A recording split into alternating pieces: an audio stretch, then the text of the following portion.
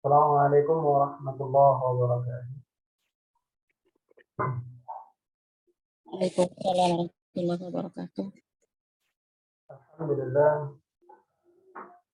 alladzi arsala rasulahu bil-huda wa dinil haqq liyudhhirahu 'ala ad-dini kullihi walau karihal kafirun. Allahumma shalli wa sallim wa barik ala Muhammad wa ala alihi wa ashabihi wa man tabi'ahum bi ihsan ila yaumil qiyamah. Rabbi sadri wa yassir li amri wahlul 'uqdatam min lisani yafqahu qawli. Puji syukur pada Allah Subhanahu wa taala pada malam yang berbahagia ini. Allah masih terus memberikan nikmat Islam, nikmat kesehatan, kemudian kesempatan sehingga kita semua bisa kembali kumpul di kajian, melanjutkan kajian Afkar Siyasah, kitab pemikiran politik Islam yang ditulis oleh Syekh Abdul Qadir Jalil. Alhamdulillah pada malam hari ini kita masuk di sesi atau edisi yang ke-26. Alhamdulillah kita sampai pada pertemuan ini diberikan keistiqomahan oleh Allah. Mudah-mudahan juga bisa sampai menyelesaikan hingga ke akhir nantinya. Salawat dan salam tidak lupa selalu kita sampaikan, kirimkan kepada junjungan kita Nabi Muhammad Sallallahu Alaihi Wasallam. Alhamdulillah malam hari ini guru kita Budi Mulyana yang telah sebagai pentelaah yang nanti memaparkan materi pada malam hari ini. Buat Bapak Ibu yang mungkin saja baru bergabung atau yang ingin menyaksikan edisi awal sampai pada malam hari ini bisa nanti melihat di channel YouTube kita. Mudah-mudahan nanti linknya bisa kami update ya ke Bapak Ibu sekalian. Untuk tidak memperpanjang lagi, kepada Ustaz Budi Mulyana waktu dan kesempatan kami persilakan. Fadhol Ustaz.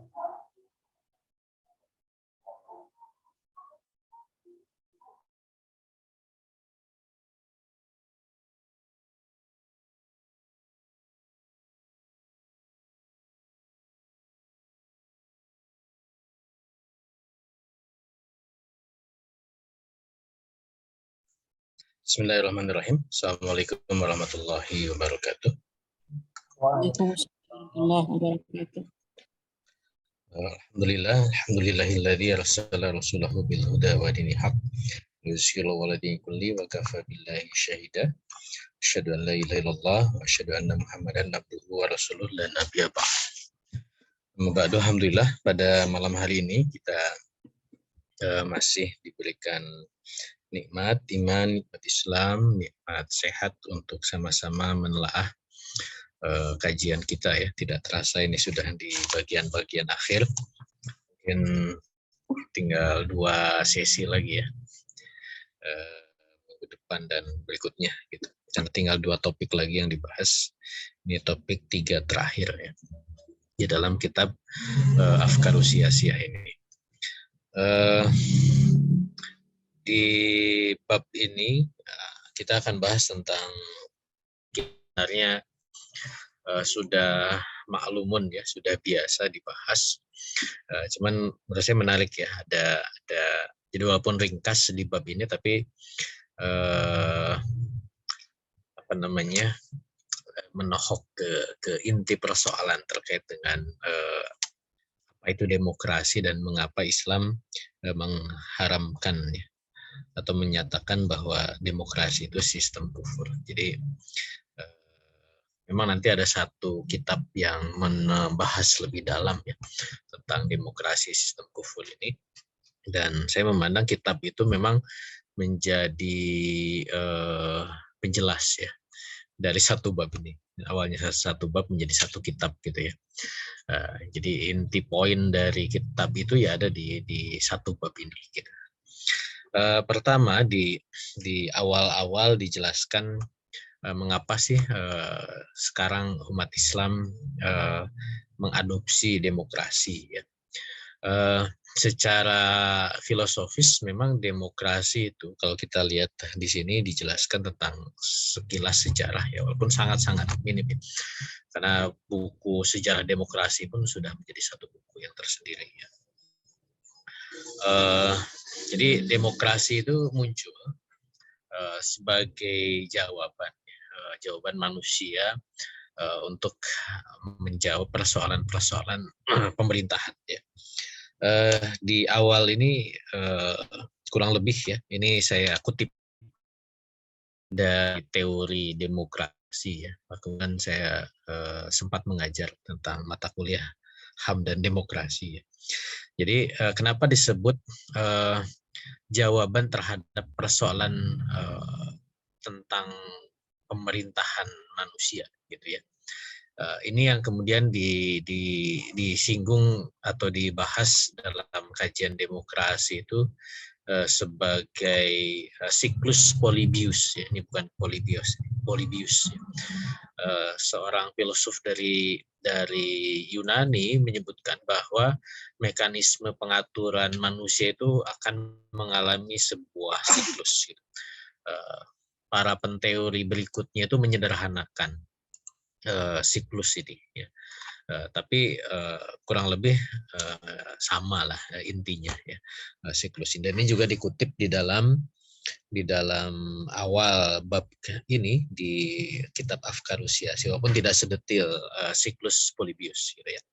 Jadi awalnya manusia itu kan berpikir ya, sebenarnya ya manusia itu kan manusia yang bersosial. Aristoteles menyebutnya zon politikon ya. Manusia itu adalah hewan yang berinteraksi dan berpolitik gitu. Kalau dalam perspektif saksiah, manusia itu punya gharizatul baqa ya, punya naluri untuk eksistensi. Dan salah satu kemunculan dari gharizatul baqa itu adalah adanya hubus siyadah ya, keinginan untuk memimpin gitu. Dan itu adalah bagian dari gariza ya. Gariza itu fitrah, itu qadar yang memang Allah lekatkan pada diri manusia. Sesiapapun manusia dia pasti punya hubus siyadah, keinginan memimpin gitu. Nah, cuma nanti qadarnya itu ya beda-beda tiap orang ya. Ada yang mungkin tinggi, sering kita sebut sebagai ambisius gitu ya, pengen terus jadi pemimpin, atau yang mungkin dia sangat-sangat rendah gitu ya. Tapi ya pasti qadar itu ada gitu. Makanya ketika terjadi interaksi sosial, muncullah sebuah mekanisme kepemimpinan gitu. Nah, dalam siklus Polybius itu menyebutkan bahwa awalnya ya yang menjadi pemimpin itu adalah orang yang punya bakat, ya, kepandaian, keberanian, gitu, atau mungkin punya mitos yang melekat, gitu ya. Dia dilahirkan dalam situasi yang seolah-olah penuh dengan nuansa kegaiban, gitu ya. Pas gerhana lahir, dianggap dia punya keistimewaan, gitu ya. Atau mungkin hal-hal yang tidak masuk akal gitu ya, sehingga dia dianggap punya keistimewaan gitu.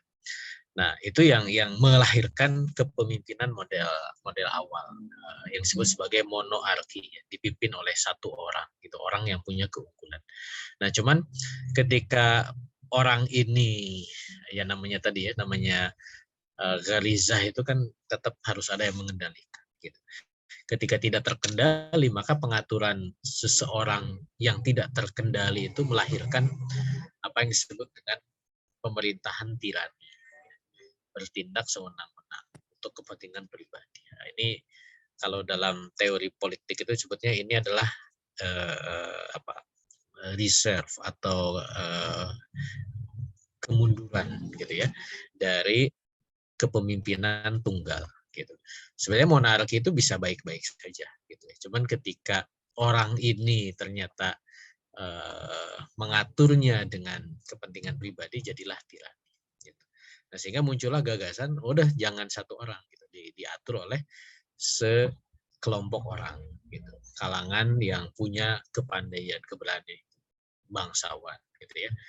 Itu yang disebut sebagai aristokrasi. Tapi juga sama, mengalami kemunduran kan, muncullah oligarki.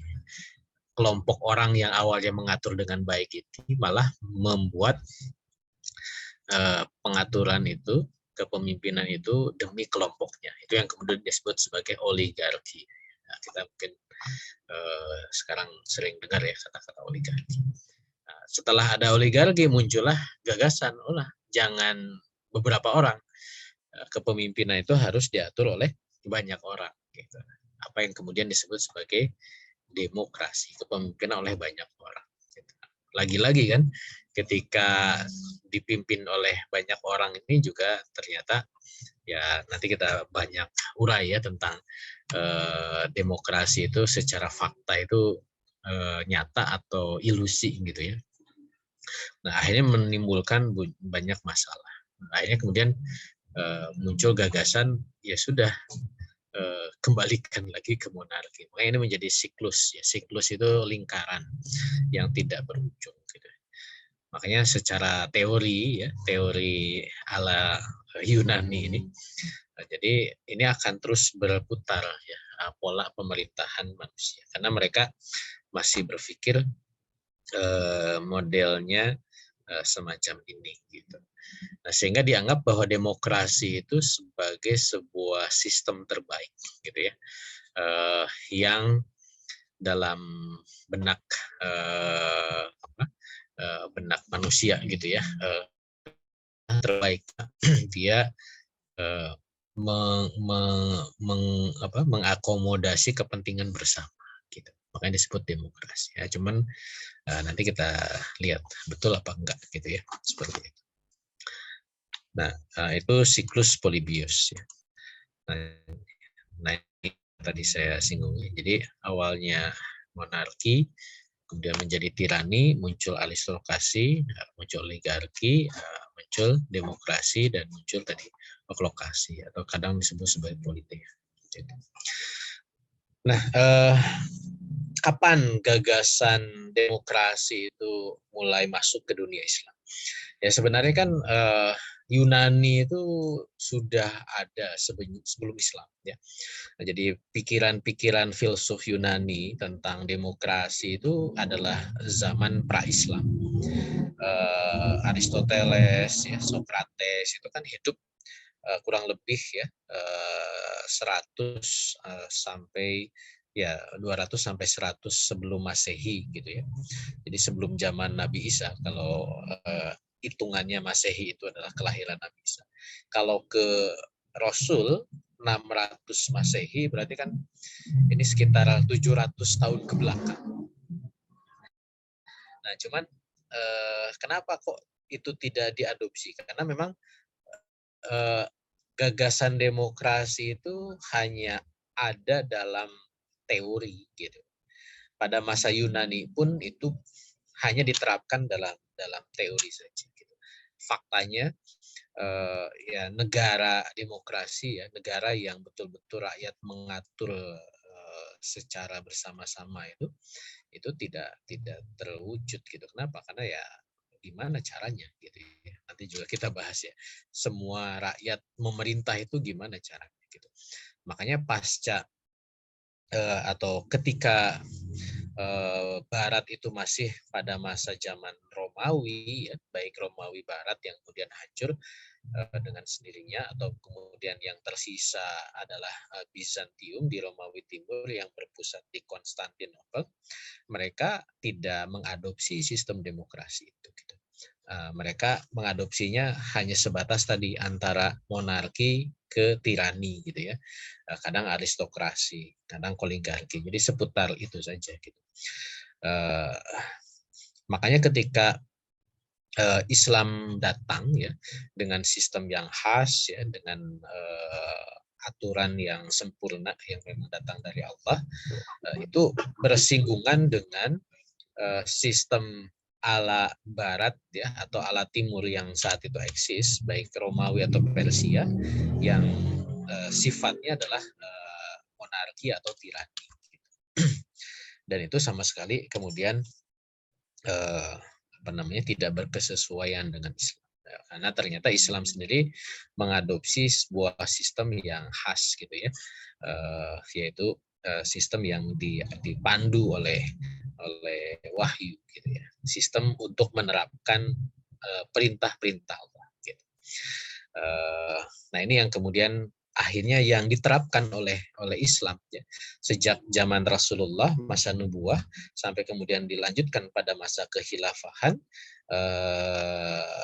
Khulafaur Rasyidin, Umayyah, Abbasiyah sampai ke khilafahan Utsmaniyah, bahwa kepemimpinan itu atau kekuasaan kepemimpinan itu adalah kekuasaan untuk mengabdi kepada perintah Allah. Ya. Kekuasaan yang digunakan untuk menjalankan aturan Allah. Nah itu yang kemudian menjadi ciri khas dari sistem pemerintahan Islam. Sudah kita singgung ya pada pembahasan-pembahasan sebelumnya. Nah di Barat pasca Renaissance ada Aufklärung, ada pencerahan ya di Barat, muncullah kemudian pembacaan terhadap literatur lama ya, Yunani gitu ya. Mereka mengkritik praktika tirani yang dilakukan oleh para raja ya. Akhirnya memunculkan revolusi Prancis gitu ya, penyerangan kepada kaum feodal dan seterusnya. Akhirnya para filsuf Barat itu menggagas sebuah sistem yang mereka temukan dari literatur Yunani itu gitu, yang kemudian memunculkan konsepsi demokrasi gitu. Dan itu yang kemudian berbarengan dengan kemunculan sekularisme ya pasca perjanjian Westphalia tahun 1648, yang kemudian gagasan demokrasi itu mulai diperkenalkan gitu ya, untuk menggantikan kekuasaan yang sifatnya tirani gitu. Walaupun akhirnya kemudian mengalami berbagai modifikasi gitu. Beberapa kerajaan itu kemudian mereka memberikan modifikasi sehingga tetap berbentuk kerajaan tapi mengakomodir konsep demokrasi. Muncul demokrasi ala parlementer misalkan. Tapi ada juga yang memang betul-betul baik pemimpinnya ataupun perwakilannya itu diserahkan kepada rakyat gitu ya. Nanti kita juga singgung sedikit. Nah, kapan kemudian demokrasi itu mulai bersinggungan dengan dunia Islam? Ketika Turki Utsmani ini kan menjadi ancaman ya bagi negara-negara Eropa. Kita nggak bicara Amerika ya, karena Amerika belum muncul ya saat itu ya. Masih cikal bakal gitu ya. Walaupun Amerika sudah melepaskan diri dari Inggris itu kan tahun 1776 ya, Amerika merdeka. Tapi dia masih mengalami situasi konsolidasi di dalam gitu. Makanya bersinggungan langsung itulah negara-negara Eropa. Nah, ketika Turki ini menjadi ancaman, maka salah satu upaya untuk menghadangnya itu bagaimana untuk bisa menghancurkan Turki gitu ya, misalkan dengan memecah belahnya. Salah satunya adalah ketika dilakukan konferensi Berlin ya tahun 1800-an yang mendorong kemudian terjadinya separatisme di negeri-negeri Muslim ya, yang bersinggungan dengan Eropa, agar kemudian Turki itu tidak menjadi ancaman yang kuat gitu. Dan di sisi lain gagasan-gagasan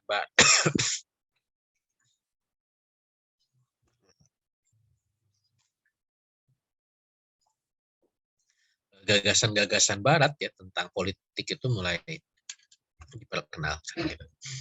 Dan Turki karena mengalami kemunduran ya dari sisi sakofa Islam, mulai tertarik untuk kemudian mengadopsi itu. Akhirnya kemudian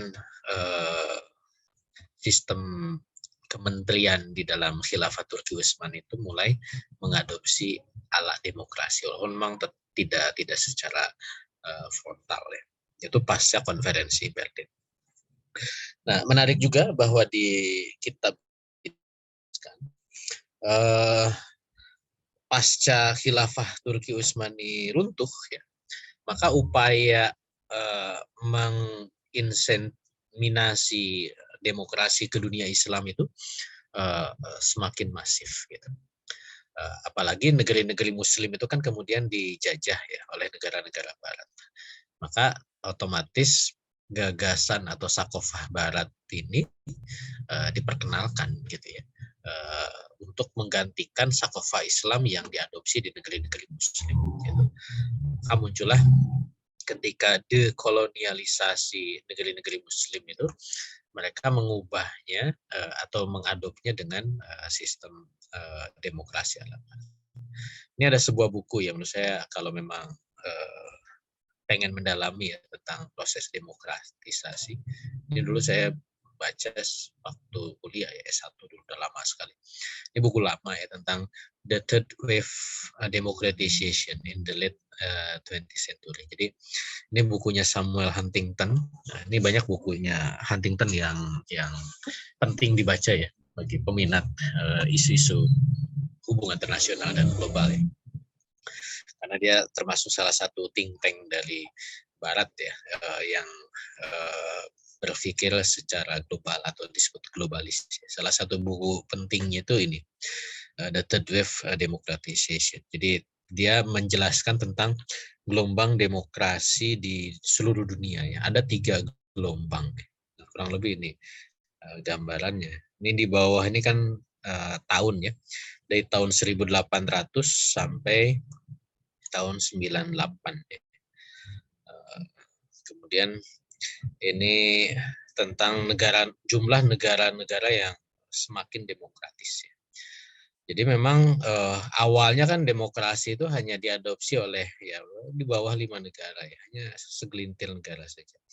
Tapi pasca Perang Dunia ke-1 ya, tahun 1917 itu kan Perang Dunia I ya. Ketika Jerman, Turki, Utsmani kalah, kemudian terjadi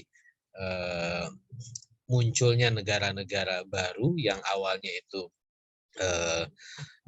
di bawah imperium gitu ya, ya kekhilafan Turki Utsmani atau yang lainnya, itu mereka lepas, mereka mengadopsi negara-negara menjadi sistem demokrasi. Walaupun ada reserve ya.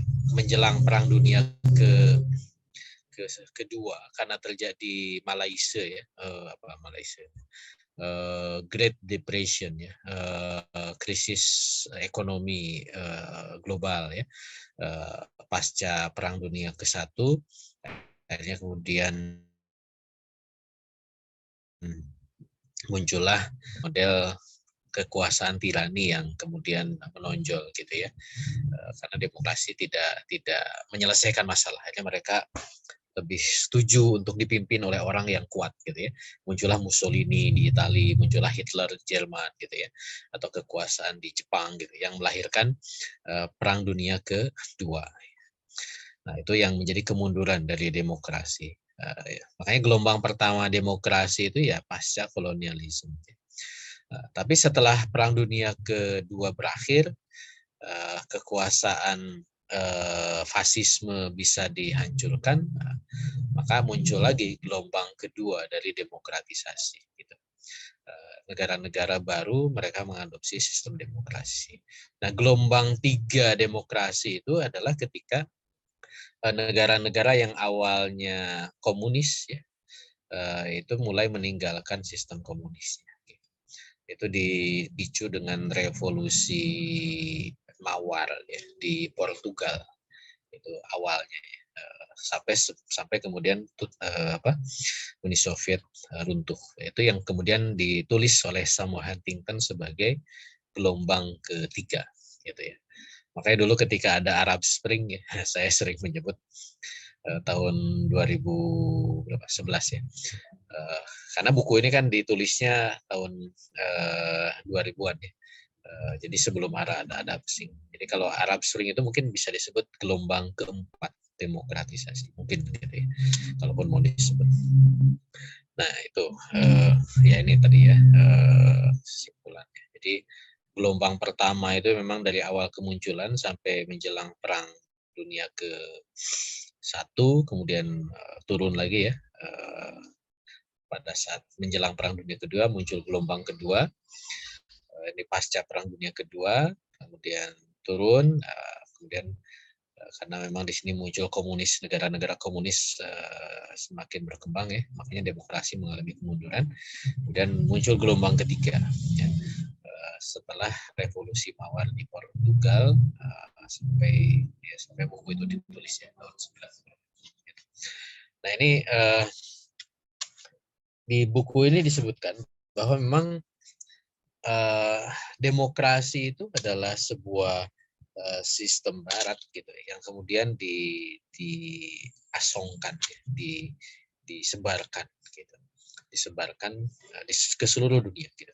Makanya negara-negara Barat itu mereka selalu mengukur indeks demokrasi negara-negara di dunia ini. Bahkan mereka punya semacam asumsi ya, bahwa negara demokrasi itu tidak akan pernah saling berperang ya. Jadi negara demokrasi tidak akan pernah menyerang negara demokrasi yang lain. Nah, itu dipegang teguh. Makanya supaya dunia ini damai, semua negara harus demokratis. Nah, cuman benar nggak? Ini kan nanti perlu kita telah. Gitu. Nah,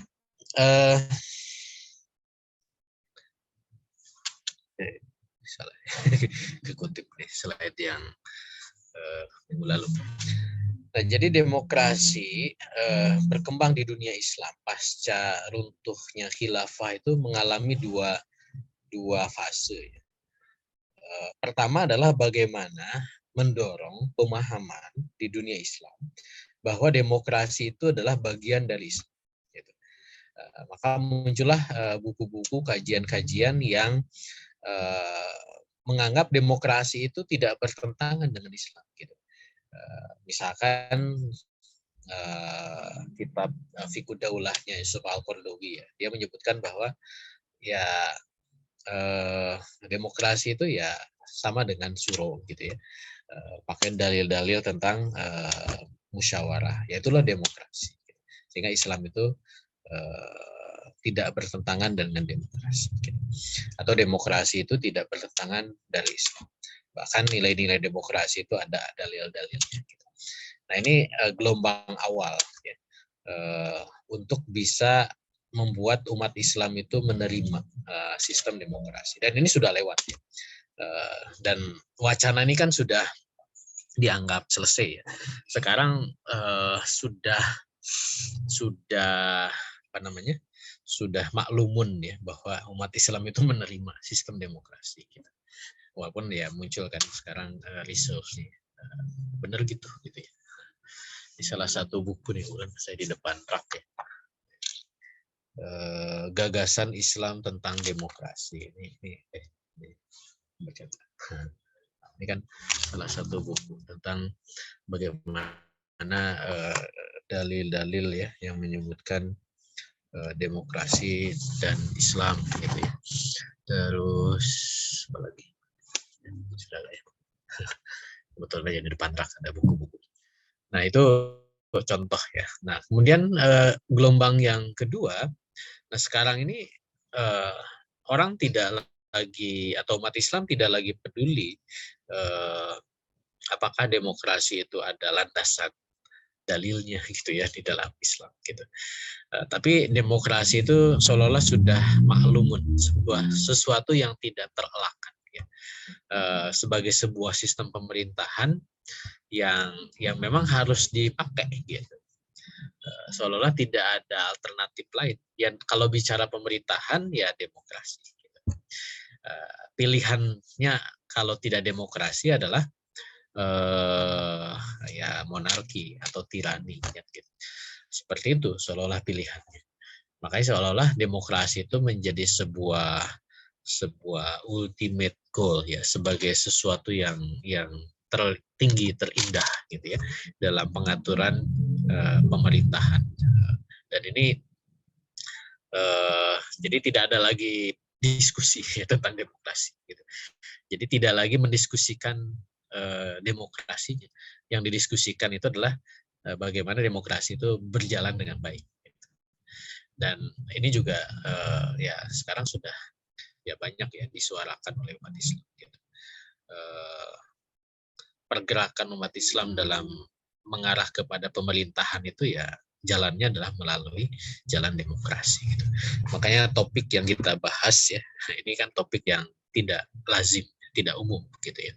Ketika kita kembali menggugat tentang demokrasi, itu suatu hal yang dianggap tidak lazim gitu, karena umat Islam itu dianggap sudah final, sudah selesai untuk pembahasan demokrasi gitu. Nah, cuman kan masalahnya betulkah final gitu ya? Betulkah sesuatu yang tidak bisa dibahas atau tidak terelakkan, ya tentu kita harus dalami. Cuman demokrasi itu kayak apa sih gitu. Nah, ini yang kemudian diurai ya dalam bab singkat di sini, dan nanti ada buku sendiri yang membahas lebih dalam. Nah, secara ringkas ya di bab ini dijelaskan bahwa demokrasi itu muncul ya karena dikaitkan dengan adanya kontrak sosial dan dianggap sebagai bagian dari representasi publik ya, perwakilan dari masyarakat. Jadi secara fitrah ya tadi saya sudah singgung di awal, masyarakat itu kan manusia itu zon politikon, makhluk yang berinteraksi, membentuk masyarakat gitu. Jadi tidak ada manusia yang menyendiri, hanya Tarzan di hutan. Tapi dia justru bikin komunitas dengan hewan. Akhirnya dia tetap aja berkomunitas. Ya namanya manusia itu pasti berkumpul. Akhirnya kemudian ketika berkumpul di suatu tempat, membuat wadah muncullah negara. Nah, kita udah bahas bahwa negara itu adalah organisasi kumpulan manusia. Nah, ketika berorganisasi dalam sebuah negara, ya pasti dia tinggal di suatu wilayah dan di situ pasti muncul tadi hubus syiadah, ada kepemimpinan. Maka penyatuan kumpulan manusia ini akan melahirkan keinginan publik. Jadi ini mau diatur sama siapa sih gitu ya. Nah, muncullah apa yang disebut dengan kontrak sosial. Nah, ini juga jadi teori ya dalam teori politik, bahwa ada yang disebut kontrak bersama, bahwa kita berkumpul sepakat untuk bikin sesuatu. Teorinya begitu gitu. Walaupun faktanya betulkah gitu ya. Kita bikin kontrak gitu. Kita itu masyarakat semuanya gitu. Kayak Indonesia misalnya. Kapan sih Indonesia dianggap sebagai kontrak sosialnya? Diambil momen 28 Oktober. Nah, apa coba Bang Azhar singkat pelajaran Pancasila nih. Peristiwa Sumpah Pemuda ya. Itu kan dianggap sebagai kontrak sosial, menyepakati gitu ya. Dalam tanda kutip, menyepakati bahwa orang-orang yang ada di Indonesia ini sepakat berbahasa satu Indonesia, menyatakan diri sebagai bangsa yang satu, bangsa Indonesia, ya, dan bertumpah darah tanah air yang satu gitu, Indonesia gitu. Nah, walaupun sekarang kan muncul ya namanya sejarah ya, sejarah itu kan kalau belajar sejarah itu puja sastra ya. Sejarah itu dibuat oleh para penguasa. Betulkah itu berkumpul gitu ya? Betulkah memang mewakili? Betulkah banyak lagi pertanyaan-pertanyaan gitu. Sehingga layakkah itu dianggap sebagai kontrak sosial gitu. Oh yaudah, jangan Sumpah Pemuda, proklamasi, apalagi kan proklamasi gitu ya. Dan namanya juga proklamasi. Proklamasi itu secara bahasa adalah proclaim, ya, pernyataan sepihak. Ya. Kalau kita baca teksnya kan proklamasi itu kan atas nama bangsa Indonesia, Soekarno-Hatta. Nah, dia mengatasnamakan. Cuman yang di atas namainya benar nggak? Menyuruh beliau berdua ini mengatasnamakan. Kan tidak ada ijab kabulnya gitu ya, bahwa rakyat Indonesia menyerahkan kepada beliau berdua. Apalagi misalkan isi teks proklamasinya itu bukan modifikasi ya, teks yang baru pasca yang lebih dianggap kesepakatan, apa itu Piagam Jakarta ya. Karena yang sepakat itu kan Piagam Jakarta, dan Piagam Jakarta itu harusnya menjadi teks proklamasi gitu, teks kemerdekaan gitu. Karena di alinea ketiga itu kan ada statement kemerdekaan, menyatakan dengan ini kemerdekaannya gitu ya. Dan itu disepakati oleh ya setidaknya dianggap perwakilan, walaupun perwakilan itu disusun oleh Belanda ya, BPUPKI, Badan Penyelidik Usaha Persiapan Kemerdekaan Indonesia gitu. Nah ini memang menarik nih kalau bicara sejarah, cuman mungkin perlu sesi tersendiri. Nah itu yang kemudian disebut sebagai kontrak sosial. Jadi masyarakat itu sepakat bikin kontrak. Nah ketika sudah ada kontrak, seolah-olah dengan adanya kontrak itu ada serah terima, hak-hak individu dalam negara itu diserahkan kepada orang-orang yang disepakati. Gitu. Muncullah pemimpin yang disepakati, gitu. Representasi publik. Gitu. Nah ini melahirkan bahwa dalam sistem demokrasi itu rakyat itu adalah dasarnya ya, segalanya. Rakyat bikin kontrak membutuhkan representasi. Gitu. Nah, sehingga sebenarnya nanti pertanyaannya yang juga dipertanyakan di dalam bab ini, lalu esensi demokrasinya di mana? Gitu. Karena demokrasi itu kan pemerintahan oleh rakyat. Ternyata pemerintahan oleh orang yang dianggap merepresentasikan rakyat gitu, melalui kontrak sosial. Jadi panjang ceritanya. Gitu. Walaupun slogannya tetap dari rakyat oleh rakyat, rakyat tetap pengen itu gitu ya. Nah, diklaim sebagai representasi rakyat. Walaupun faktanya ya hanya dibuat imajinasi atau seolah-olah rakyat itu mewakili ya, dengan mekanisme pemilu misalnya dan seterusnya gitu. Oke, itu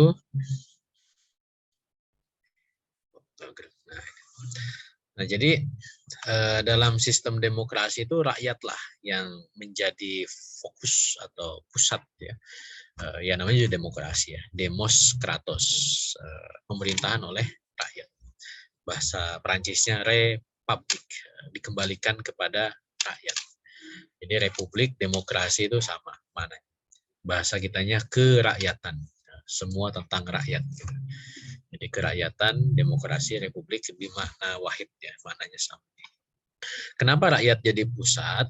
Karena ya rakyat tadi dianggap sebagai pihak yang memiliki kedaulatan. Apa sih kedaulatan itu? Kehendak, ya, sumber keinginan. Nah, dalam sistem demokrasi yang menjadi sumber keinginan itu rakyat. Gitu. Karena dia sumber keinginan, maka rakyat itu punya dua kewenangan. Dalam sistem demokrasi itu dua kewenangan utama rakyat. Apa itu? Membuat aturan sesuai kehendak mereka. Ya. Bikin undang-undang. Dan memilih siapa yang memimpin mereka. Nah ini yang nanti turunannya melahirkan legislatif dan yudikatif, eksekutif. Ya. Legislate, bikin aturan, dan execute, ya, melaksanakan aturan. Gitu. Dan rakyatlah yang punya kewenangan atas segala sesuatu di negara dan wilayah mereka. Gitu. Nah, ini kan indah banget ya. Semuanya demi rakyat. Gitu. Dan pertanyaannya, gimana caranya? Gitu.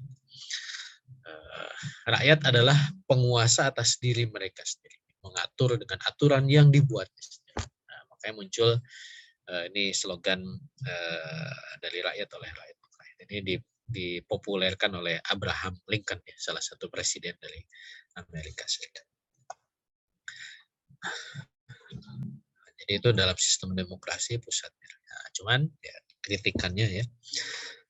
Yaitu formalitas saja, karena faktanya ya tidak bisa ya, tidak ada. Ya tadi pemimpin itu dibuat lembaganya eksekutif yang bikin aturan legislatif dan dianggap mewakili rakyat. Gitu. Nah, kenapa muncul yudikatif? Ini modifikasi. Muncul teori lay ya, legislatif, eksekutif, yudikatif. Itu teorinya Montesquieu. Nah, kalau kata orang Prancis bacanya Montesquieu. Atau teorinya J.J. Rousseau itu legislatif, eksekutif, dan federatif. Itu memang beda-beda nanti teori-teori tentang demokrasi. Nah, mereka berpikiran ini sesuatu yang tidak boleh bercampur antara legislatif, eksekutif, yudikatif, gitu ya. Harus independen, gitu. Harus dipisahkan. Makanya muncul teori spirit of power. Ya. Kekuasaan itu dipisah-pisah, gitu. Kekuasaan rakyat untuk bikin aturan, melaksanakan aturan, dan mengawasi pelaksanaan aturan itu nggak boleh dipegang satu orang. Gitu. Kenapa? Balik ke yang tadi Polybius ya. Karena itu kritikan mereka terhadap kekuasaan yang menumpuk di satu orang, monoarki itu, gitu. Yang bisa melahirkan tirani kan. Karena kekuasaan itu menumpuk di satu orang, makanya harus dipisahkan. Gitu.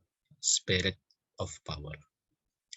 Nah, ini yang kemudian ditegaskan oleh Lord Acton, ya, seorang pemikir dari Inggris, bahwa all power tends to corrupt. Jadi kekuasaan itu punya kecenderungan disalahgunakan. Absolute power, nah kalau kekuasaan itu absolut ya di tangan satu orang, gitu, maka nah, makanya dengan apa slogan ini gitu, kekuasaan itu tidak boleh absolut, gitu.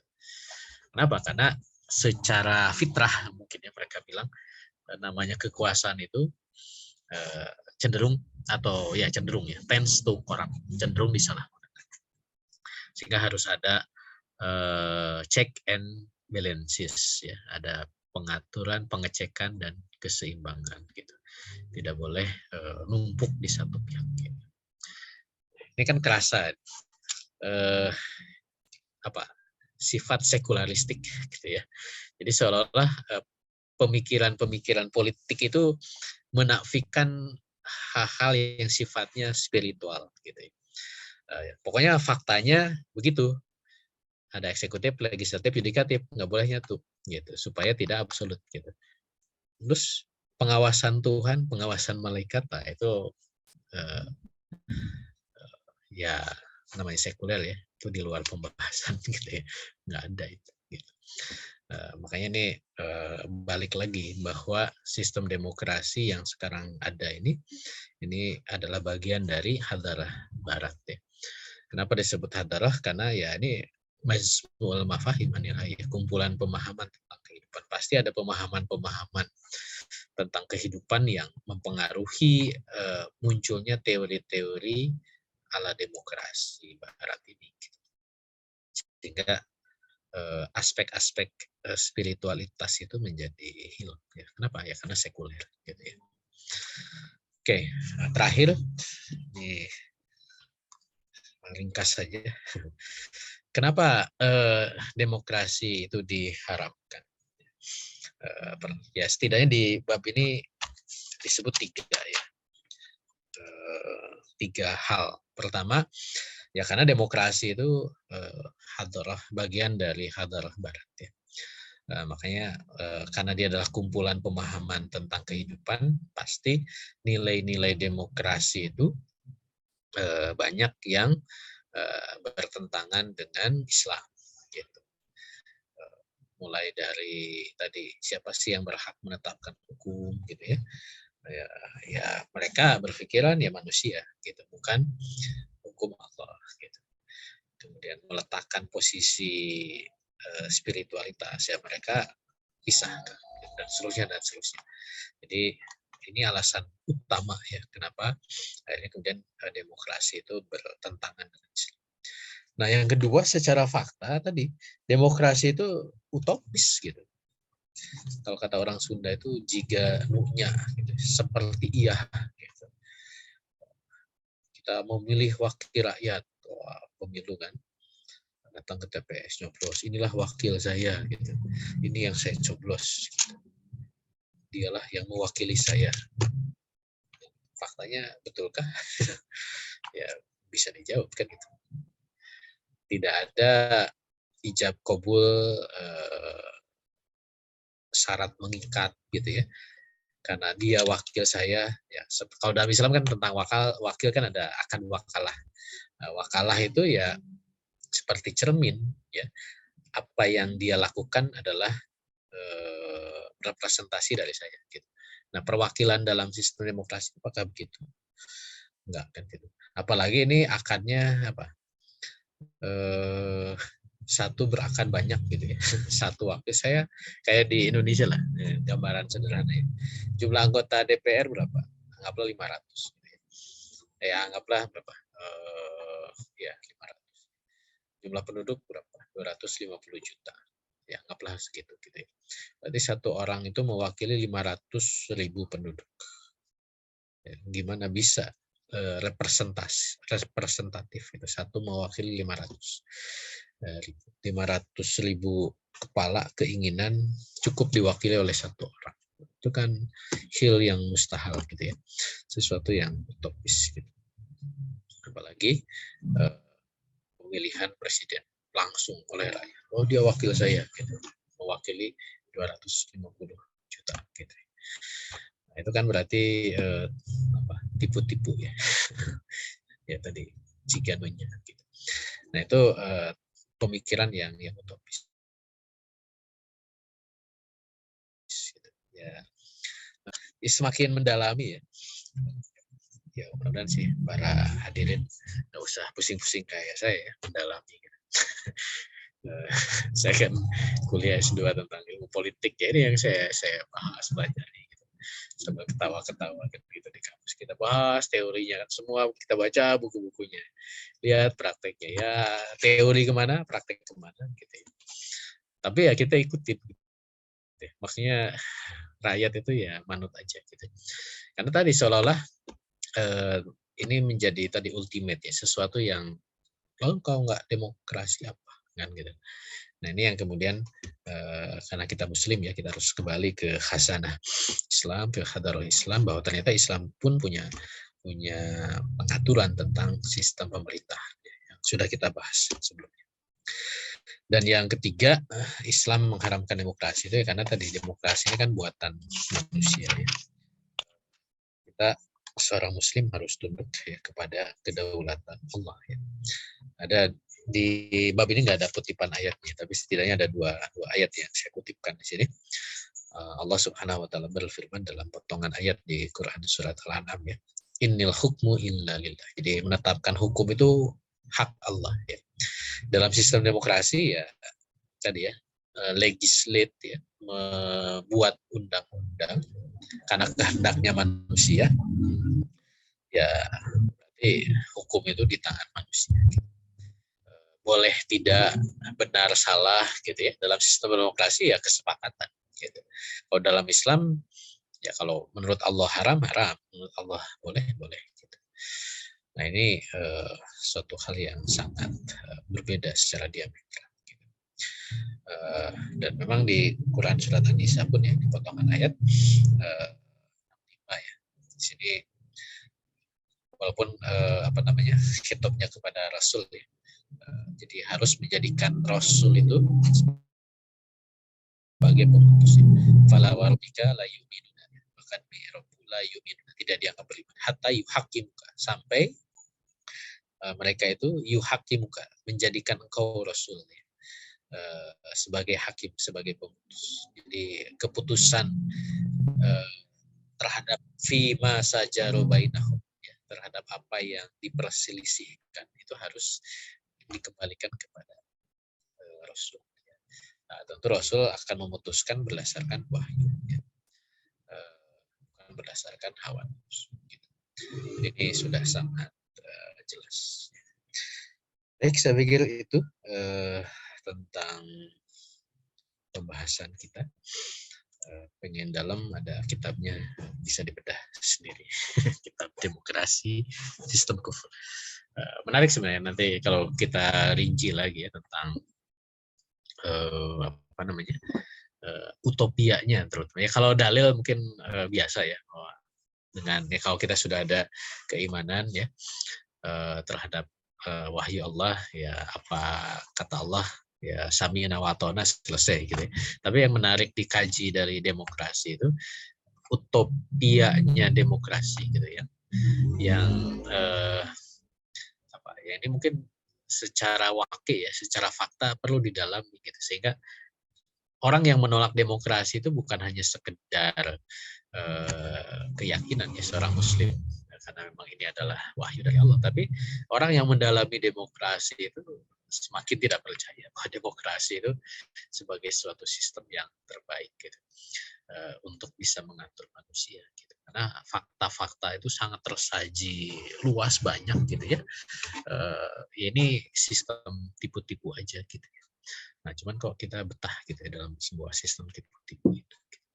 Makanya tingkat partisipasi ya, kalau kita ukur ya, dalam sistem demokrasi itu kan diukur dari tingkat partisipasi dalam pemilu misalkan. Itu negara-negara yang menganut sistem demokrasi itu rendah gitu untuk ikutan pemilu gitu sebagai bagian dari mekanisme demokrasi. Paling ya di Prancis saja itu ya, itu top-topnya itu 50% gitu ya yang ikut pemilu. Sisanya itu ngapain gitu ya. Nah, cuman kan masalahnya karena sistem itu yang dipakai gitu ya. Yang 50% yang ikutan itu yang menentukan. Gitu. Nah, yang lain yang tidak ikutan itu karena emang nggak peduli gitu. Bukan karena punya sistem alternatif gitu ya. Seperti itu. Nah, justru di negeri-negeri Muslim gitu ya, kayak di Indonesia ini kan tingkat partisipasi tinggi ya. Zaman Orde Baru itu sampai 90%. Gitu. Nah, zaman pasca reformasi itu di kisaran 70-80%, tapi itu masih tinggi. Nah, berarti kan tingkat melek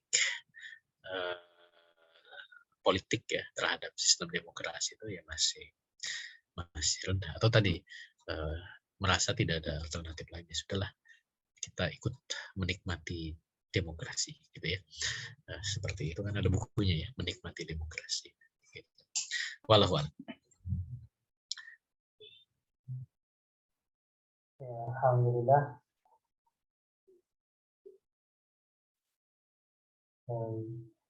Baru saja sama-sama kita mendengarkan dan menyaksikan langsung ya bahwa mendiskusikan demokrasi ini mungkin sebahagian besar kita yang hadir ya, ataupun nanti yang menyaksikan tayangan ini seakan-akan tidak akan ada sudahnya, nggak akan ada selesainya ya, bagi kita yang memang menganggap ada dua kubu, boleh jadi kita anggap begitu ya, ada yang memang pro, kemudian ada yang memang menolak atau kontra terhadap demokrasi.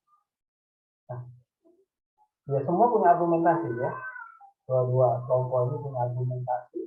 Kita yang kontra pada barisan yang kontra punya argumentasi, kemudian orang-orang yang pada barisan pro juga punya argumentasi. Nah, tinggal kita yang berupaya mengajak atau berdiskusi, mengajak orang-orang yang mungkin berseberangan dengan pikiran kita untuk mengambil pemahaman.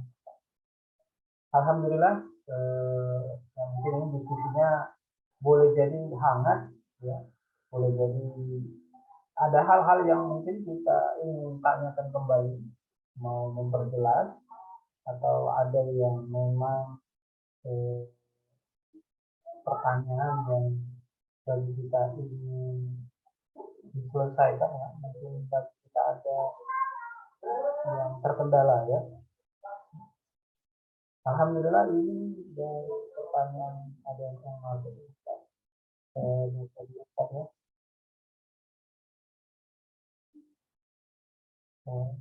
ya.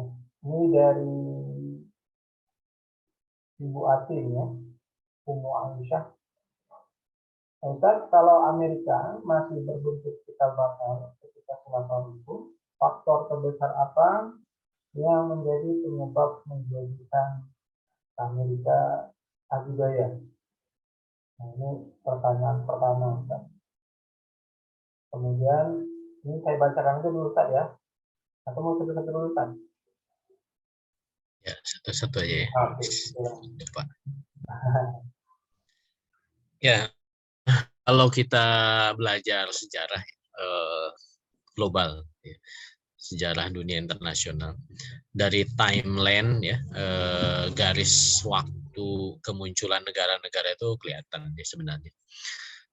Betul bahwa ketika Khilafah Turki Utsmani runtuh ya tahun 1924, Amerika itu masih belum berkiprah di level global.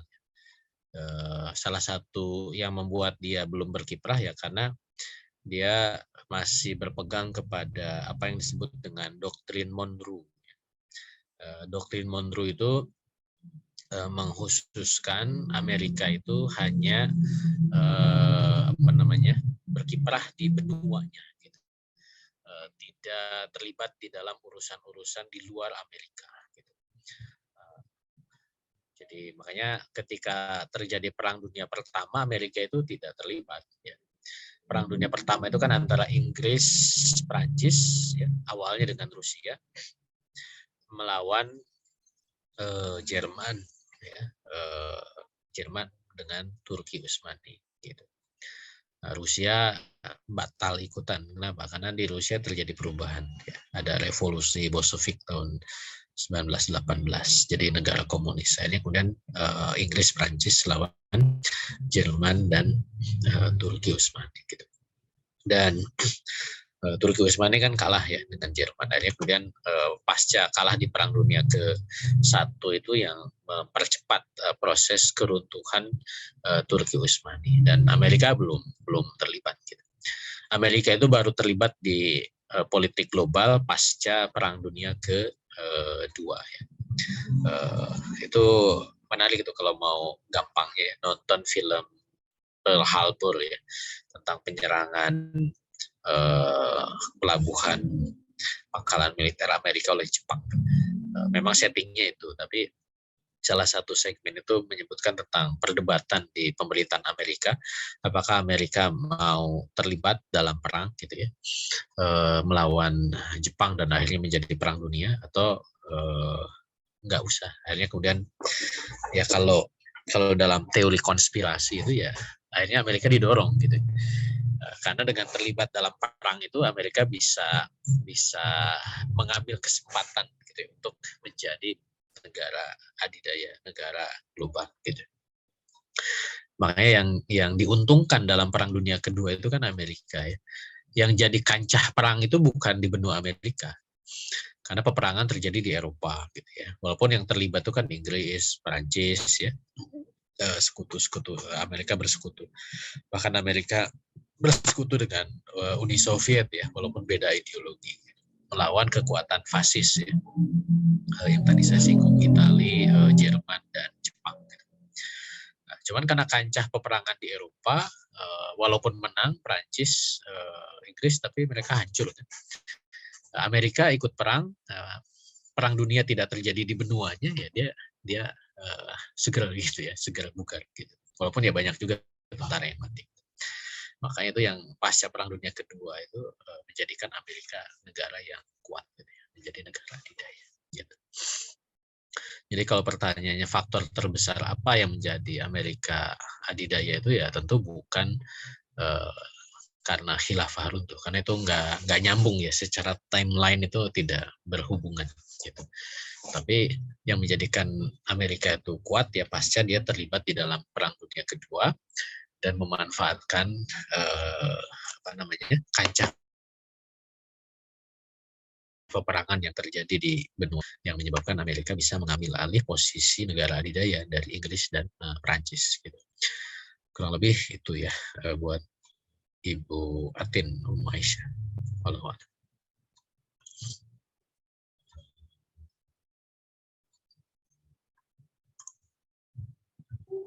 Ya,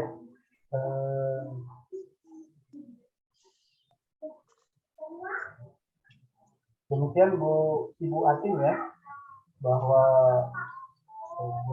dikatakan tadi bahwa di era tertentu Amerika memang menutup diri untuk terlibat dalam perang dengan Eropa, dan ya alhamdulillah dia juga mengatakan bahwa ada momen setelah Jepang menyerang pelabuhan Amerika, kemudian Amerika memutuskan untuk melakukan tindakan balas ya, atau terlibat perang dunia. Kemudian kita masuk ke pertanyaan selanjutnya ya Ustaz.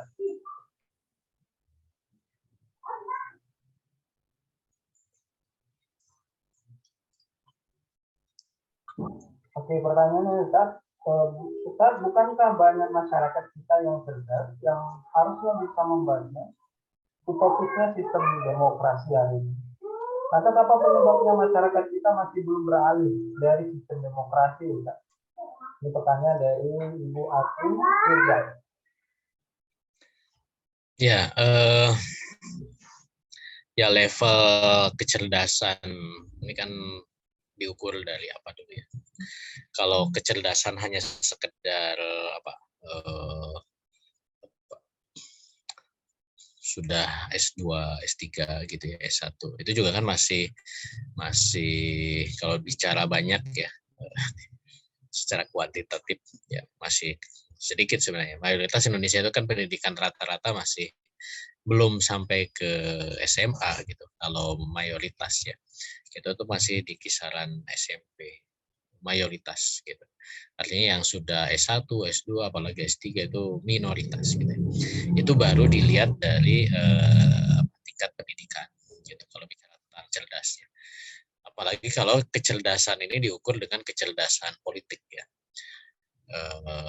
Di awal-awal kita sudah bahas tentang level pemikiran ya.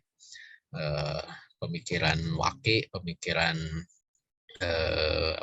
syar'i, pemikiran adabi, dan ini paling tinggi nih afkar siasi, pemikiran politik gitu. Jadi kecerdasan politik itu sangat tinggi ya, tidak mudah orang itu bisa berpikir politik gitu. Nah, apalagi mencermati demokrasi gitu. Karena untuk bisa mencermati demokrasi di level pemikiran politik itu lebih susah lagi gitu. Makanya di bab ini atau di kitab demokrasi sistem kufur itu coba diajak berpikir waki dulu, pikiran yang paling rendah ya, yang paling sederhana gitu.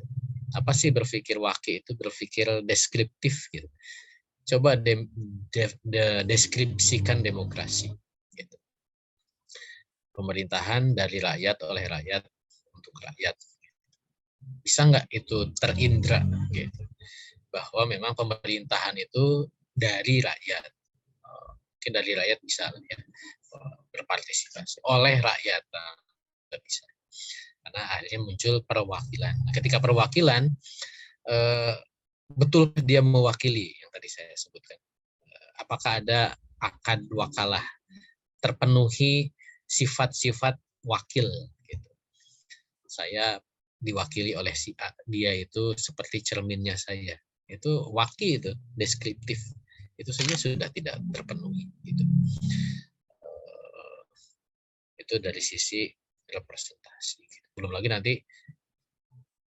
dari rakyat, oleh rakyat, untuk rakyat. Nah, makanya kalau saya dulu di kelas menjelaskan bahwa ada yang disebut sebagai bias ya, bias dari mekanisme demokrasi gitu. Wakil paling atas ya, rakyat di bawah. Antara wakil rakyat dengan rakyat itu siapa saja jedanya gitu.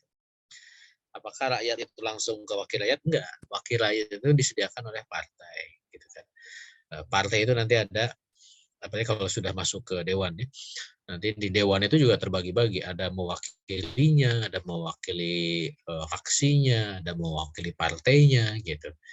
Belum lagi nanti ada mewakili konstituen gitu. Jadi setiap keputusan dewan itu pertanyaan apakah ini keputusan mewakili rakyat gitu. Itu bisa dilihat, misalkan anggota dewan setuju anggota dewan naik gajinya, apakah itu aspirasi rakyat? Jangan-jangan itu aspirasi dari dirinya gitu, karena yang kena imbas langsung kan dia gitu kan. Ketika anggota dewan sepakat dulu misalkan tentang apa yang sempat ramai tentang undang-undang kepresidenan ya, sekarang belum beres. Syarat minimal pendidikan presiden gitu. Kan kalau mikir logika sederhananya, presiden itu kan harus orang yang paling TOP gitu ya, yang paling kualifikasi paling tinggi dari seluruh rakyat gitu. Artinya dia harus paling pinter, paling baik, paling ya semuanya serba paling gitu. Nah, ketika bicara tentang tingkat pendidikan itu salah satu kriteria. Berarti kan yang paling pinter itu adalah S3 gitu ya. Nah, tapi kok kenapa yang diperdebatkan di dewan itu anggota dewan ya, bahwa presiden itu antara S1 atau SMA gitu. Nggak ada tuh perdebatan S2 atau S3, enggak ada. Ini perdebatan itu ini lulusan SMA apa S1 gitu. Bahkan yang menang itu yang lulusan SMA kan. Kenapa? Ya mungkin itu kepentingan dari partai gitu. Kalau nanti presidennya harus S2, S3, ini ketua umumnya lulusan SMA, ini gimana nih? Nggak bisa dia jadi anggota dewan, jadi presiden kan gitu. Ya suara itu adalah suara kepentingan partai. Ya banyak itu bias-bias di dalam pengambilan keputusan berdasarkan sistem demokrasi. Ini baru pikir wakil ya. Atau juga misalkan tentang koalisi gitu ya. Kita itu diminta memilih wakil kita gitu ya. Bahkan memilih presiden pilihan kita. Bahkan sampai gontok-gontokan, muncul perseteruan antara Kadrun dan Kecebong gitu ya. Ribut itu. Tapi setelah terpilih seseorang, mereka berkoalisi gitu. Lalu apa maknanya itu di bawah ribut-ribut itu untuk memilih? Ya kalau ujung-ujungnya semua koalisi ya udah nggak usah ada pemilu.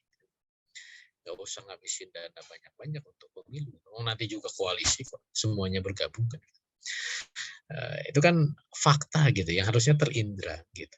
Bahwa ternyata demokrasi itu hanya sebuah permainan gitu. Permainan supaya dianggap demokratis, seolah-olah partisipatif, seolah-olah mewakili. Padahal ya begitulah faktanya gitu ya. Nah ini tadi balik lagi ke pertanyaan tentang level kecerdasan ini memang ya perlu kita tingkatkan lagi, terutama kecerdasan berpolitik ya, seperti itu. Ya kalau kenapa masalahnya masih belum beralih ya berarti tingkat kecerdasan berpolitiknya gitu ya. Bahkan untuk menelaah secara fakta demokrasi itu masih belum sampai. Gitu. Ya kadang masyarakat itu kemudian pragmatis ya. Ya udahlah cuma nyoblos doang gitu ya. Seolah-olah ya cuman gitu ya. Semestinya kan kalau kecerdasan itu melahirkan sebuah gerak ya. Ini sudah kita bahas di pertemuan sebelumnya. Hidup di dalam sebuah sistem yang tidak memberikan apa-apa ini harus dihentikan gitu.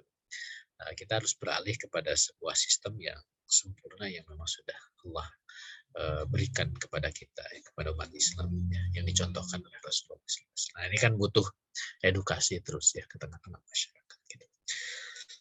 Ya, wallahu a'lam.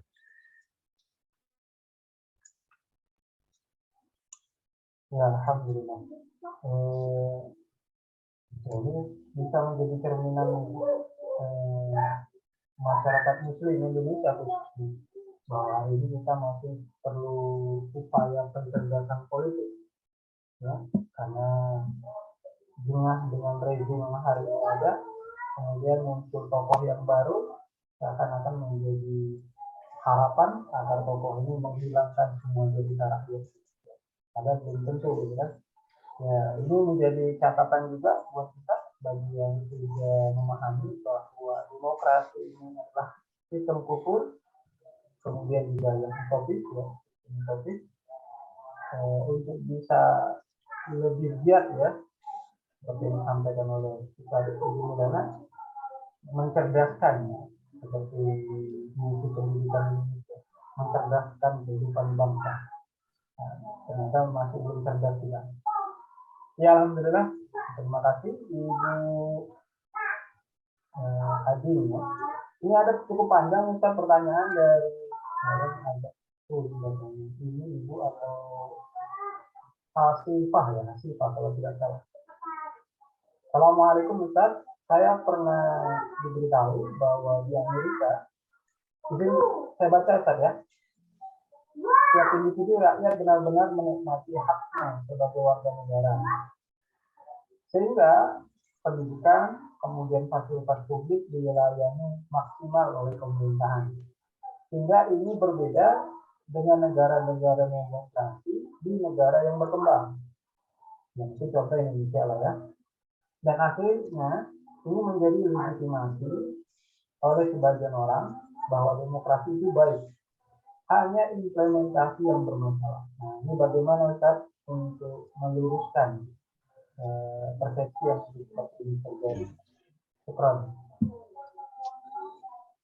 Ya, ya makanya tadi ada 3 hal kan yang kemudian kita kritisi dari demokrasi. Pertama, dalam posisi kita sebagai seorang Muslim memposisikan bahwa itu adalah hadarah Barat gitu ya. Sehingga namanya hadarah, kumpulan pemahaman ya, tentang kehidupan, itu kalau kita adopsi itu pasti akan menggantikan apa yang kemudian kita jalankan dalam kehidupan ini. Gitu. Padahal Islam itu kan din yang kafah ya, yang sempurna. Islam punya pemahaman tentang berpemerintahan. Gitu ya. Nah, semestinya seorang Muslim menjalankan berpemerintahan sesuai dengan Quran dan Sunnah. Gitu. Bukan mengambil berpemerintahan ala Barat ya, demokrasi. Gitu.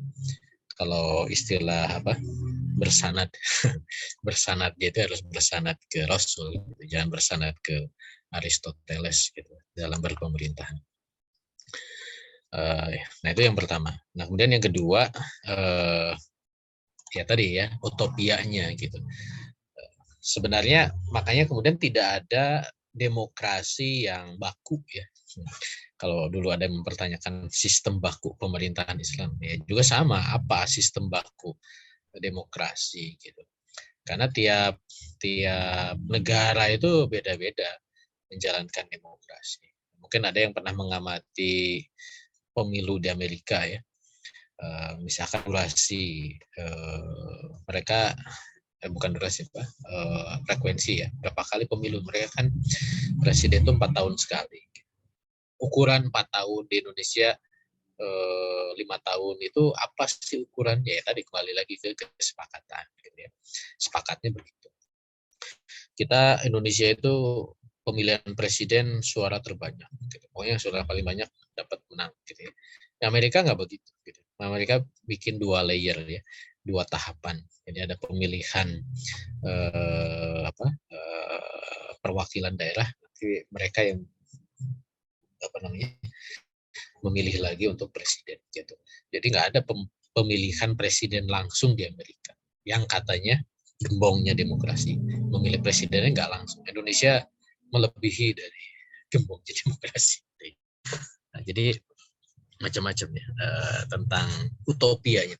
Tapi inti dari yang dikritisi di dalam bab ini adalah betulkah itu demokrasi? Gitu. Makna demokrasinya itu tidak ada, gitu. Tidak terrealisir gitu ya. Bahwa itu adalah wakil rakyat, bahwa itu adalah suara rakyat, bahwa itu adalah kehendak rakyat. Faktanya itu tidak gitu. Karena pasti ada bias, ada gap, ada senjang antara rakyat dengan wakilnya, antara rakyat dengan kehendaknya dan seterusnya. Gitu. Karena faktanya tidak pernah terrealisir apa yang disebut sebagai pemerintahan rakyat, nggak ada. Pasti melalui sebuah mekanisme, melalui sebuah perwakilan yang dianggap sebagai representasi dari demokrasi. Artinya itu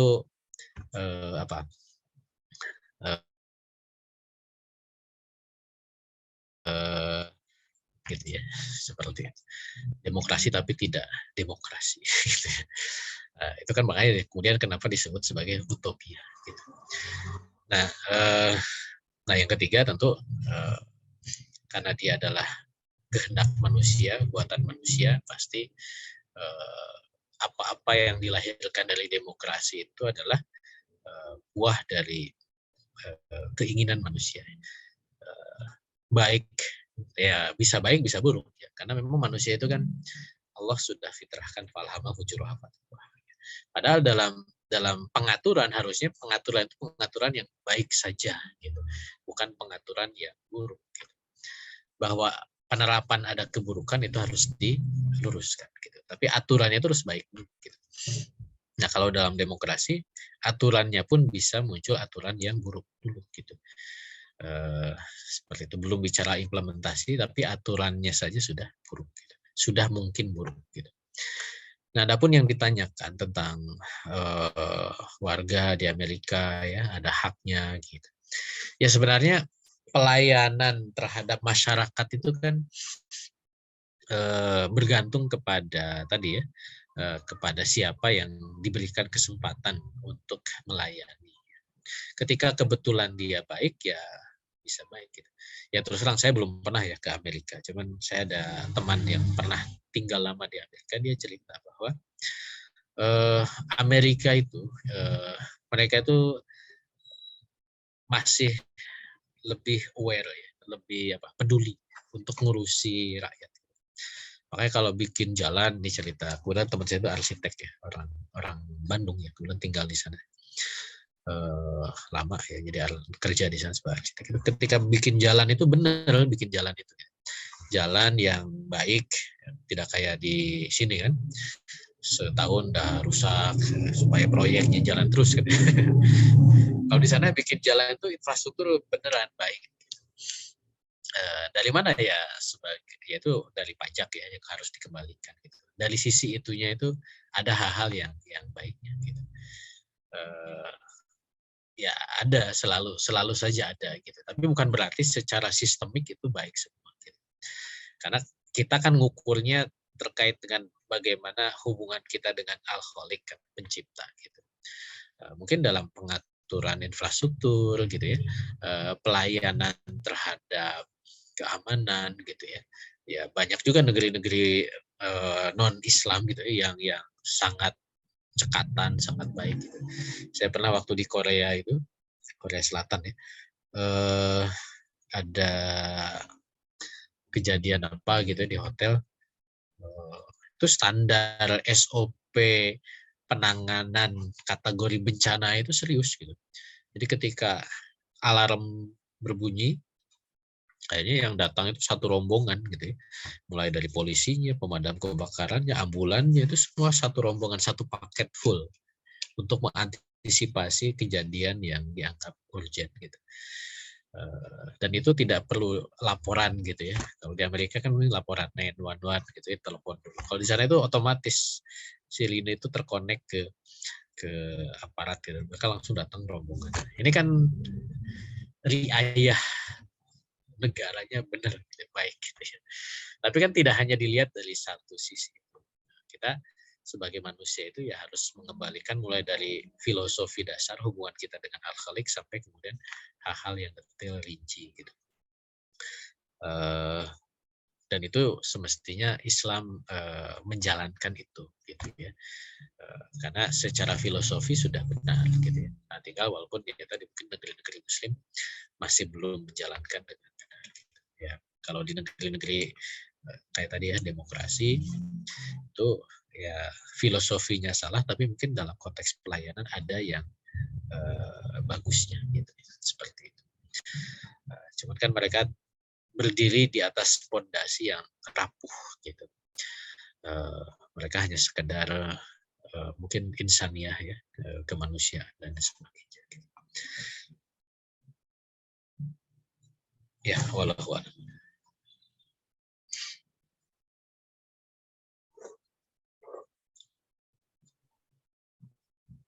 Ya, alhamdulillah. Tadi baru ditanggapi ya dari pertanyaan Mbak atau Ibu ya, Hafifah ya. Saya mohon maaf nih kalau salah ya. Jadi dia menilai bahwa menilai secara utuh ya, penilaiannya harus secara utuh, baik secara filosofi maupun nanti secara pelayanan ya, teknis pelayanan. Ya maka akan mudah kita menilai bahwa yang bagus itu ya memang kita bilang bagus ya, kalau memang rapuh dari filosofi atau peluru karena memang kita memiliki dasar yang berbeda, maka kita katakan ini adalah hal yang berbeda. Ini masih ada beberapa pertanyaan lagi, Ustaz. Kemudian ini jadi tadi ada juga yang nanti kita buka penanya Ustaz ya. Ya, silakan. Ya, oke. Karena ada waktu kurang lebih sekitar 5 menit lagi ya. Tadi yang respon bilang. Oke, kalau gitu saya bertanya saya bacakan pertanyaan selanjutnya dari ini Bapak atau Ibu ya. Assalamualaikum Ustaz. Saya mau bertanya, mengapa Indonesia mengambil sistem demokrasi? Apakah ini ada hubungannya dengan para penjajah yang lebih tua? Jadi Bapak atau Ibu dulu ya. Ya, tentu betul ya.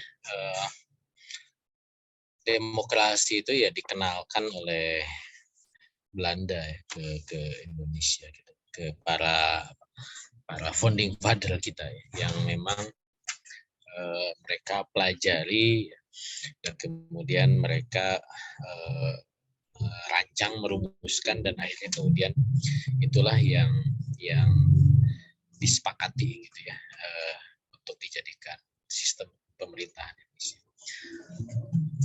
Ada buku yang menarik ya dibaca. Kelihatan judul.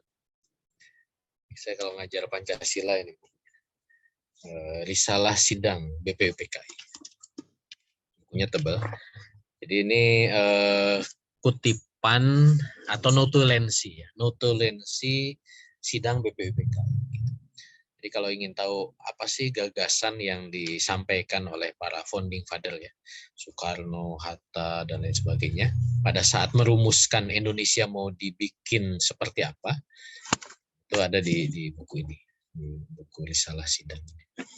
Gitu. Itu menarik ya, termasuk merumuskan dasar negara ya, yang kemudian diberi nama Pancasila gitu. Termasuk ya di dalamnya tentang konsepsi demokrasi yang dilontarkan dan kemudian dibahas, dirumuskan gitu. Dan kemudian dibuatlah rancangannya, mulai dari rancangan Undang-Undang Dasar sampai kemudian implementasi dalam pemerintahannya. Walaupun prakteknya kan terus mengalami modifikasi dan perubahan-perubahan gitu.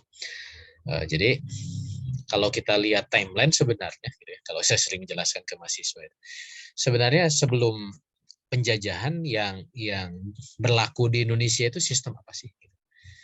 Kerajaan kan? Kerajaan apa sih? Ya kerajaan Islam gitu. Kesultanan Islam yang menerapkan syariat Islam gitu.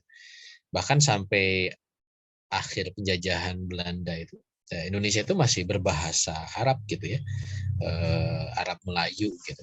Artinya pola kehidupan bangsa ini sebelum penjajahan berakhir itu masih Islami gitu. Ketika ngeloncat, kan dulu ada Majapahit, ada Sriwijaya gitu, itu sudah lewat gitu. Kan Sriwijaya, Majapahit itu sudah bubar tahun 1400-an gitu ya. Jadi artinya kerajaan Hindu, kerajaan Buddha itu sudah tertransformasi ke kerajaan-kerajaan Islam. Seluruh negeri di negeri ini itu adalah Muslim gitu ya, penguasanya gitu. Walaupun mungkin ada yang kecil-kecil ya, Bali misalkan yang Hindu, dan beberapa titik yang masih animisme, dinamisme gitu. Bahkan agama Nasrani itu kan dibawa oleh penjajah kan gitu. Bahkan mereka mendompleng penjajahan untuk bisa menyebarluaskan risalah mereka gitu. Artinya pertarungan Islam dengan penjajah itu yang terjadi gitu. Nah, cuman kan Barat itu juga melakukan modifikasi model penjajahan ya, dengan politik etis, mulai bikin sekolah-sekolah, memasukkan nilai-nilai Barat melalui dunia pendidikan dengan alasan politik etis ya, mencerdaskan anak pribumi sekolah. Cuman di situ kembali sekolah itu kan bagian dari hadarah ya. Di situ muncullah pemahaman-pemahaman ala banget. Terlebih ketika ada beasiswa-beasiswa ke negeri-negeri barat gitu ya. Makanya kalau kita lihat siapa sih Bung Karno, Bung Hatta gitu ya, Muhammad Yamin, ya lihat aja CV di buku ini ada CV-nya. Mereka itu sekolah di mana gitu ya, ada masing-masing itu ada CV. Hanya dilihat dari latar belakang pendidikan, ya mereka tersibghah gitu ya oleh pemikiran-pemikiran ala bahkan dalam pidato Soekarno itu juga sangat kentara bahwa gagasan-gagasan kemerdekaan dia itu akumulatif gitu. Dari gagasannya Mustafa Kemal Atatürk, dari gagasannya Sun Yat-sen gitu ya, dari gagasannya mana gitu, itu dipaparkan gitu ya. Ya, makanya saya membayangkan ya dulu pada saat persidangan BPUPK itu tuh seru gitu. Berdebat untuk menyusun negara yang terbaik gitu ya. Versi mereka masing-masing punya gagasan gitu. Termasuk juga gagasan negara Islam itu kan muncul di situ. Bahkan di akhir persidangan itu kan disimpulkan bahwa di BPUPK itu cuma ada 2 gagasan utama. Indonesia itu merdeka mau berdasarkan apa gitu. Yang pertama adalah berdasarkan Islam ya, kembali ke masa sebelum penjajahan, atau yang kedua berdasarkan nation state ya, berdasarkan tren dunia saat itu pasca penjajahan gitu. Nah, muncullah agreement ya. Tapi kalau bicara kesepakatan itulah kesepakatannya gitu. Apa kesepakatannya? Ya Piagam Jakarta gitu. Kalau kita baca di Piagam Jakarta itu tuh kombinasi antara Islam dan nation state gitu. Tertuang di sila pertama ya, kewajiban menjalankan syariat bagi pemeluk-pemeluk. Ini kan berarti syariat dilokalisir buat pemeluknya, itu kesepakatannya apa jalan tengahnya gitu. Karena harusnya kan kalau negara Islam itu Islam buat semua warga negara kan, tapi di Piagam Jakarta Islam untuk pemeluk-pemeluknya. Nah, yang non Islam dia pakai sistem yang lain gitu. Nah, cuman ternyata Piagam Jakarta pun kan ya dikhianati dengan dihapuskan 7 kata dan berubahnya teks kemerdekaan dengan teks proklamasi. Bahkan di 18 Agustus itu ya berubah, segala hal berbau Islam itu dihilangkan. Jadi kembali ke pertanyaan, betul ada hubungannya dengan penjajahan, tapi ini akumulatif gitu ya, karena memang tidak semata penjajah ya, tapi juga ada bagian dari bangsa ini yang mengikuti, mengadopsi, dan akhirnya menganggap itu sebagai sesuatu yang lazim, wajar, dan akhirnya diterima gitu. Nah, ini jadi PR juga kan gitu. Kok bisa gitu? Berarti kan level, kalau kita kaitkan dengan Islam, level pemahaman tentang Islam, pemahaman tentang bagaimana konspirasi global gitu. Ketika menawarkan Islam, saya sedih juga ya baca di sini ya. Tawaran-tawaran secara tentang Islam itu tidak sistemik gitu. Artinya ini juga penting menurut saya. Umat Islam itu harus memahami Islam as a system, sebagai sebuah nizam gitu. Karena pola pembahasan Islam yang dianggap kan Islam itu sudah mapan gitu ya, sehingga pola pembelajaran itu kan pola pembelajaran implementatif yang bersifat fikih gitu. Nah, cuman masalahnya ketika sistem Islamnya bubar, khilafah gitu ya, negara Islam bubar, pola berpikir sistemik itu tidak terbentuk gitu. Sehingga kalau belajar Islam itu belajar langsung pola implementatif isinya gitu. Tapi kerangka besarnya nggak punya. Gitu. Ini yang kemudian menjadikan akhirnya kerangkanya dibuatkan oleh pihak lain, kerangka demokrasi, kerangka apa gitu. Nah, tapi kita masukin Islam gitu, seolah kompatibel dengan Islam. Padahal Islam itu kan harus sistemnya terbentuk dan diisinya juga dengan Islam. Makanya salah satu PR utama kita kepada umat ini adalah menjelaskan Islam sebagai sebuah sistem, gitu, kerangka yang syamilan wa kamilan, ya. Islam itu yang utuh, menyeluruh, mengatur seluruh aspek kehidupan yang kafah, gitu. Dulu, gitu. Baru kemudian kita isi dengan rincian-rincian. Gitu. Ini PR juga buat kita. Ya. Wallahu a'lam.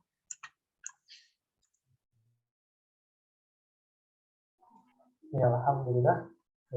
Pertanyaan dari Bapak atau Ibu ini tadi dijawab tadi ya, bahwa memang ini jelas ada pengaruh ya, sampai dengan kita. Dan memang juga kita ketahui bahwa demokrasi adalah alat penjajahan ya. Dan ini jelas ada hubungan. Oke, ini sekarang sudah masuk 21 pukul 21:35. Masih ada yang mau bertanya nih, Pak. Cuman ini satu sesi terakhir nih, Pak. Kalau boleh izin dijawab. Gimana, Pak? Silakan. Ayo. Tapi ini saya konfirmasi dulu apakah dia mau bergabung atau tidak. Pak Hari Kami masih bergabung? Assalamualaikum. Silakan, Pak. Assalamualaikum Ustadz. Berkaitan dengan masalah demokrasi ini, Ustadz. Apa demokrasi ini, apa itu masalah yang ijtihadi, artinya muncul di belakangan hari kan, sehingga kaum muslimin itu berbeda pendapat dalam hal ini. Contoh misalnya kayak Ustadz sampaikan tadi kan, saya Yusuf Qaradawi bahkan mengatakan ya boleh-boleh saja, bahkan apa itu teman-teman PKS juga menganggap biasa ini, bahkan kita harus mengambil kekuasaan. Kalau kekuasaan itu di tangan orang kafir, ini menyebabkan kaum muslimin menjadi terjajah. Demikian Ustadz. Assalamualaikum. Ya, tentu kita harus mendudukkan ya. Kalau mau membahas demokrasi apakah istihadiyah atau tidak, maka kita harus bahas secara proses istidlal gitu. Sehingga kita bisa simpulkan betulkah ini masuk ke ranah istihadiyah gitu. Itu yang pertama ya. Kalau ternyata itu hanya masalah fahmul waqi ya, memahami realitas yang kemudian keliru mencarikan dalil, itu bukan istihadiyah gitu. Itu artinya dalil itu tidak tepat dilekatkan dengan demokrasi gitu. Monggo nanti silakan dibaca tuh kitabnya Syekh Yusuf Al-Qaradawi gitu ya. Artinya itu pendapat tapi bukan istihadiyah gitu. Karena dalil-dalil yang dikutipkan sebenarnya itu tidak ada hubungannya dengan fakta yang sedang dikaji ya, tentang demokrasi. Apalagi tadi kalau dikaitkan kita harus berkuasa, ya betul umat Islam harus berkuasa. Cuman kan masalahnya apakah berkuasa harus dengan cara seperti ini gitu. Nah, kembali kan tentang pemahaman tentang kekuasaan, pemahaman tentang perubahan masyarakat, pemahaman tentang bagaimana menerapkan Islam gitu ya. Itu yang kemudian perlu ditelaah, perlu dikaji gitu. Karena ya balik lagi ke fakta demokrasi. Pertanyaan kita kan yang sudah berkuasa dengan cara demokrasi. Lalu kekuasaan itu untuk apa gitu. Ya, saya tidak ingin menyudutkan kelompok tertentu ya. Ya, silakan dibaca dalam sejarah gitu. Karena demokrasi itu punya imunitas ya, punya imunitas. Sebagai sebuah sistem itu dia punya imunitas. Dia tidak akan memberikan ruang ya, kepada pemahaman atau konsepsi yang akan menghancurkan demokrasi itu sendiri. Dulu ada di Aljazair ya, mereka menganut konsep the winner takes all. Ya. Jadi pemenang pemilu itu dia bisa mengubah apapun, mengubah dasar negara, mengubah ini, mengubah ini. Dia kan menang tuh, vis. Ya. Ya faktanya setelah dia menang, mau mengubah segalanya ke Islam, ya disitulah ternyata demokrasi itu menjadi sistem yang menunjukkan imunitasnya. Ya. Dia berani tidak demokratis, tidak memberikan ruang terhadap perbedaan. Ketika perbedaan itu sifatnya yang mendasar. Apa itu? Ya secara konsepsi sudah mendasarnya sudah berbeda. Gitu. Karena ketika Islam diterapkan, mekanisme demokrasi itu akan hilang ya sebagai sebuah penyalur kehendak rakyat itu. Gitu ya. Bukan pemilunya ya. Kalau dalam Islam pemilu itu kan uslub ya, wasilah untuk memilih seseorang, dianggap representasi itu boleh. Tapi ketika seseorang berkuasa, kekuasaannya itu untuk apa? Nah, itu yang jadi prinsip. Gitu. Kalau dalam Islam ya kekuasaan itu milik rakyat. Cuman kekuasaan itu untuk apa? Kekuasaan itu adalah untuk menjalankan aturan Allah. Gitu. Nah, kalau dalam sistem demokrasi, ketika sudah berkuasa, pertanyaannya apakah ketika berkuasa itu menjalankan aturan Allah? Gitu. Nah, itu kan kita bisa evaluasi. Sudah berapa banyak wali kota yang dari partai Islam? Sudah berapa banyak gubernur yang dari partai Islam? Oh, nantilah nunggu presidennya. Ya, di negara lain sudah ada yang presidennya dari partai Islam. Nah, pertanyaannya apakah menerapkan Islam secara kafah? Gitu ya. Oh, tapi kan begini, nah, itu menunjukkan kalau masih ada tapi ya, berarti menunjukkan kekuasaan itu tidak diberikan penuh dengan mekanisme demokrasi. Karena demokrasi itu punya imunitas gitu ya, ada penjaganya. Bahkan di Turki itu kan sudah beberapa kali presiden Turki itu dikudeta oleh militer gitu. Dan itu diberikan ruang oleh konstitusinya. Militer boleh kudeta kalau presidennya dianggap menyelewengi konstitusi. Apa konstitusi? Ya menjaga demokrasi gitu. Jadi sistem itu ada imunitasnya. Maka perlu dipelajari, ditelaah mekanisme perubahan sosial, perubahan masyarakat ya, yang lain gitu. Tidak dengan mekanisme demokrasi yang mereka punya aturan main gitu ya, seperti itu. Wallahu a'lam. Ya, alhamdulillah cukup jelas ya bahwa demokrasi ini bukan dalam ranah hadiah ataupun akur dalam pemahaman ya. Jadi cukup jelas bahwa faktanya bisa kita saksikan, deskripsinya tadi disampaikan oleh Beliau sudah cukup nyata, sehingga tidak perlu ada dalil yang kita jadikan sebagai dalil untuk menganggap demokrasi ini perkara yang boleh kita terjadi beda pendapat ya. Ya kemudian kita nggak memaksa, yaitu adat kita ya dengan sesama muslim, tidak memaksa pendapat kita, namun tidak kemudian orang lain juga memaksa pendapat kita yang berbeda dengan saudara kita yang lain. Ya alhamdulillah pertanyaan dari Pak Ali tadi ya. Sebagai penutup kita malam hari ini, alhamdulillah mudah-mudahan Bapak Ibu jamaah sekalian yang tergabung malam hari ini diberikan pemahaman yang jernih dari Allah Subhanahu wa taala. Lebih khusus kepada diri kita tetap diberikan kesehatan, kelapangan urusannya, dan kita semua bisa tetap istiqomah dalam mengikuti kajian-kajian Islam.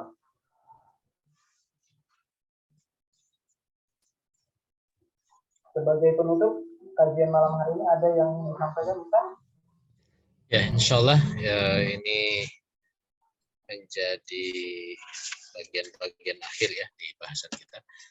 Minggu depan insya Allah kita akan bahas mungkin semacam resume ya dari kitab ini tentang masalah politik umat dan negara serta masalah utama yang dihadapi oleh umat. Ya mudah-mudahan kita bisa tuntaskan sampai akhir kitab ini. Tidak terasa ya berapa bulan. Alhamdulillah, mudah-mudahan ini jadi amal jariah untuk kita semua. Wallahu a'lam bishawab. Ya seperti kami sampaikan di awal kajian ini, Bapak Ibu dari pertama hingga malam hari ini, kalau nanti bisa dicek satu persatu melalui channel YouTube yang malam. Insya Allah nanti kita buat listingnya, mudah-mudahan bisa diklik satu persatunya ya. Alhamdulillah, terima kasih jazakallah khair kepada Ustaz Ibu Diana. Mudah-mudahan sekali lagi kalian tetap dalam keadaan sehat, dimudahkan urusannya. Begitu juga Bapak Ibu jamaah sekalian tetap dalam keadaan sehat, mudah-mudahan dilaksanakan urusannya. Dan insya Allah kita akan ketemu lagi pada kajian yang akan datang bersama beliau ataupun besok ya. Kita ada kajian juga. Mudah-mudahan kita bisa bergabung kembali ya. Untuk kajian ini dengan bacakan hamdalah, alhamdulillahirobbilalamin dan doa